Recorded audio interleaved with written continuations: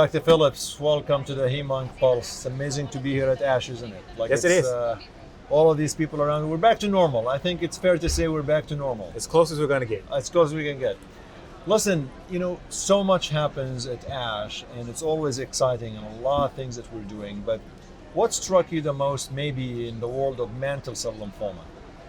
So, I mean, at this point, I think we're all looking forward to the plenary session, which is coming up with the Triangle study. I think if we look at frontline mantle cell lymphoma, this potentially could help us answer the question about the utility of autologous stem cell transplantation in that patient population. So I am eagerly awaiting that presentation to see how the patient population was segregated and look at the overall response rates.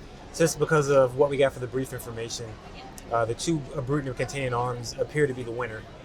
And no real difference between... Tell us a bit about the trial just for viewers. So the study looked at R-CHOP and RD-HAP followed by autologous stem cell transplantation, which is sort of like our standard Nordic regimen. And then they had an arm with R-CHOP with ibrutinib, high-dose cytarabine, which is the HiDAC arm, autologous stem cell transplantation in 2 years of ibrutinib. And then the third arm was, again, R-CHOP, ibrutinib, HiDAC, and then ibrutinib maintenance for 2 years. And from what we heard from at least the preliminary discussion is that the chemotherapy alone arm failed. Well, not failed, was the worst of the two. And it appeared from the brief description that the two arms that contained ibrutinib were very similar to one another. And if that sort of pans out, then again, what is the role of autologous stem cell transplantation if you can get the same sort of duration of response, overall survival, with just a BTK inhibitor alone? So I think a lot of us have struggled with trying to figure out the role of autologous stem cell transplantation lately. We have an ECOG study that was transplant, no transplant based on MRD data that's been ongoing. But was there MRD data in the plenary one? Or? So from what they preliminary put it out, I didn't see any. So we'll look to see when in the plenary session if there's any MRD data. But I guess it begs the question, if they have completed data without MRD, I mean, our MRD data will be very helpful to add to that, but I think it still brings to the question of what do we really do with autologous stem cell transplantation. So I think that is a very useful point that we can all look forward to for the plenary session. Now, if we move into the relapse refractory setting. Now, for folks who are listening to this, by the way, we're taping this the night before the plenary session. So in case they're watching this after the plenary session, we probably have to bring you back again one more time. So talk about relapse refractory. Yeah. So in relapse refractory setting, I think at this point, we know brexacaptogene autoleucel is a very effective treatment.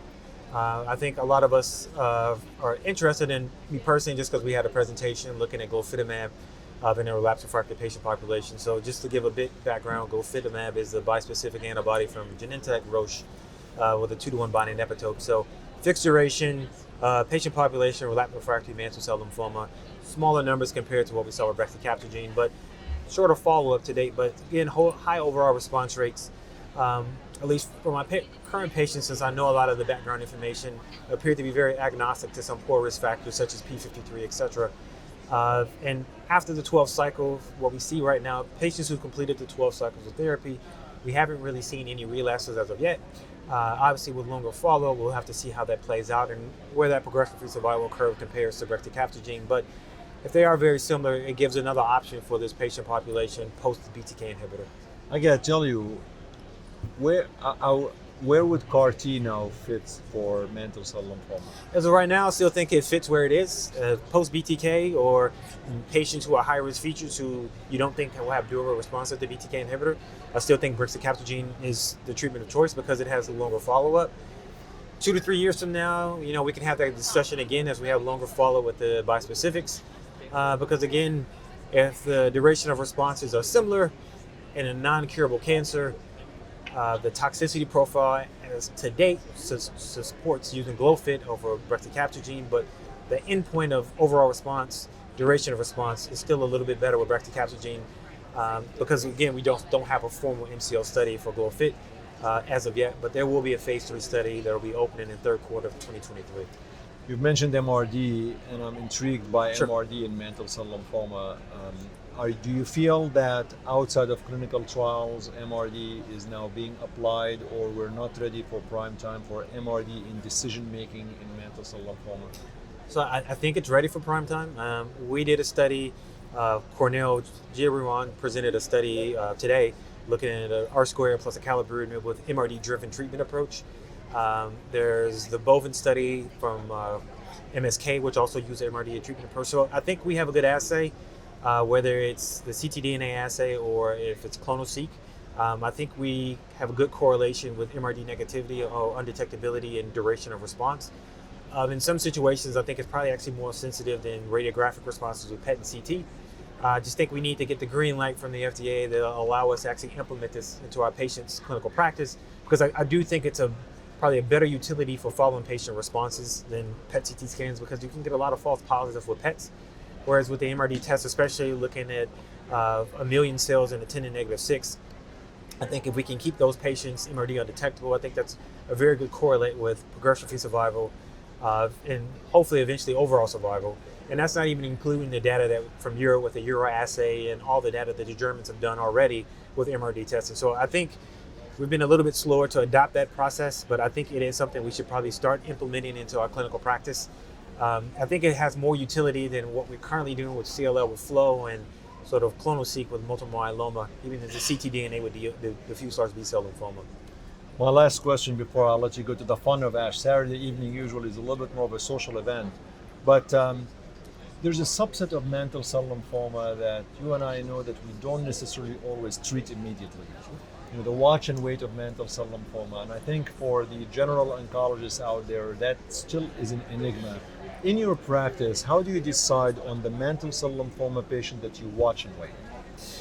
So the easiest thing is when they step into my office, the first thing I said, what symptoms do you have?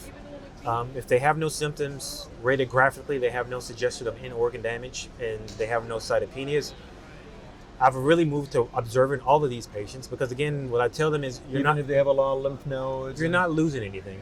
I mean, I have examples of patients with so-called leukemic MCL, which are what textbooks say are the indolent patients. I watch those patients, but I've also had patients with nodes that I've been able to watch 2 to 3 years. If they're asymptomatic, we're not curing these patients. So me fixing a picture is not going to make them live longer, not going to improve their quality of life. If they're not having any issues from the cancer, then there's really no driver for me to treat these patients. Now, that's a little bit different from the blastoid pleomorphic patients. I'm going to treat those patients. But the classical patients and the indolent patients, just because we don't really know who's a true indolent MCL patient. And PET, metabolic stuff doesn't... We don't have any clear data that shows that any of those patients do better or worse, whether we treat them right away or not.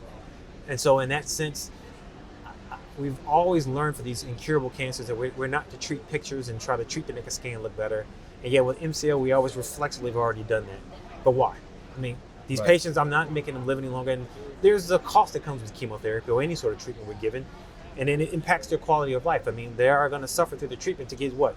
If you feel good, I'm going to treat you for 6 months to a year to get you to feel just as good as you did before you started treatment. Right. If I'm going to treat these patients, I want to treat for a reason. So when it comes to clinical trials, it comes to standard of care. If a patient does not have a reason to treat, I'm observing the patient until they have a reason to treat.